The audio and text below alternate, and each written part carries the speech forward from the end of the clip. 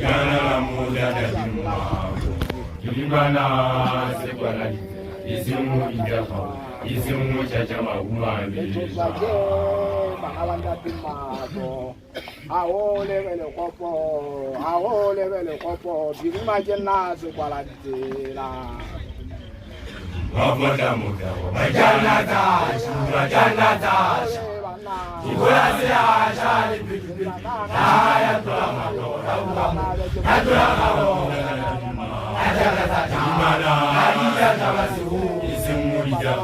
isimu chachama umaliza Madan lili ya mala pula tata kunda to vya zao nyanya je ma aje tukuzeze fazele hapa ka bukuzeze ya hano le mo fili viti vela ya ipata je kula pa pinya ka bijaja to baela je vazwele papa zoje te chaba to dizeza ko makoto yenze ke le pekuma wane ba ya je njaka nyane la za tele pela ka ngwa maswele wa jawa tuka mosakale ta wenza ole monate ole tata ole bonolo ole bima ole bobebe tsa kwa ke bo bolla se kale ngau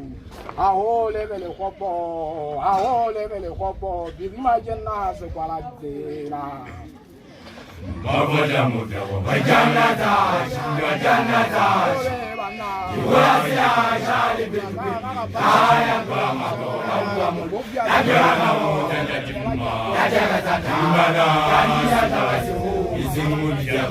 isimu chachama umaliza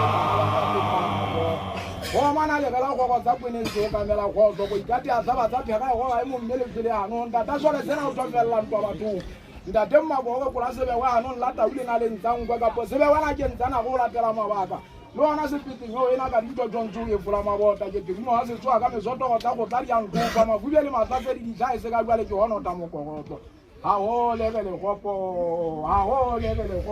dima jenna se kwala ditela Maboda muda Majana dash Ikola se ashali bibi Aya tola matora Atora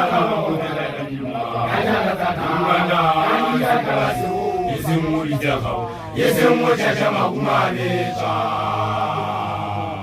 ndademba go bo tshwanela go dipatsela wena o go ka kana motsa go tsa mogalabi a o ga kuma khoso le tsa di a tsona ma tsa pa mangope batazale fa sa betsa mogoko ga go uma meno a tsona ha se ke bo hale o tsona bo gapatse a dikengeng ga le fa di tla le madamo a uwa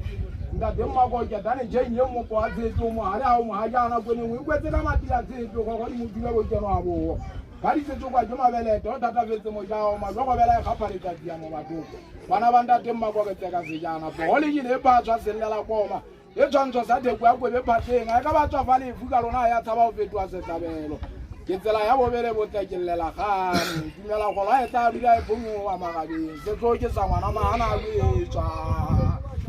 Abaisha bakendi batwana dadibiri ajaba gale uma Zibiya Ina ibada Zikama dola la Najuma Abantu Roma Jijiba dola Kobe tsema thabela gane a taule njaba ka mo sitwa se a tsheke ja se ba ka le ba ka ke o bana o sa go tsofala se make ba to le anga darlo ngale thata le papa ke se fapa memba ye ka go tsofala le swa di ya fapanya ya tseba go ta ha di o tetsa khwadi ba nna bang ka pego o tsa polo wa peso wa ke genne ke ntso pata go tswa ke duma makaela a ke pepetswa ka pina mo tata wa go towa ke tau ya po ke go tsa le nyetseng kwa go ga jaba se a tlonama ke tswa ka se ya mo tsa pele ba isa ga nyanga go ntsa makwala ba e timola ha ina la ba ka mpa ba ipatela ditsela makale a ngo ba lla me go ke to ba ne le nna di khandi fela so tlo ke la mo ka go a kena tshwagaelo se kwele bana ba ntate mmako Abaisha bakendi batwana dadibiri ajaba gale uma Zibiya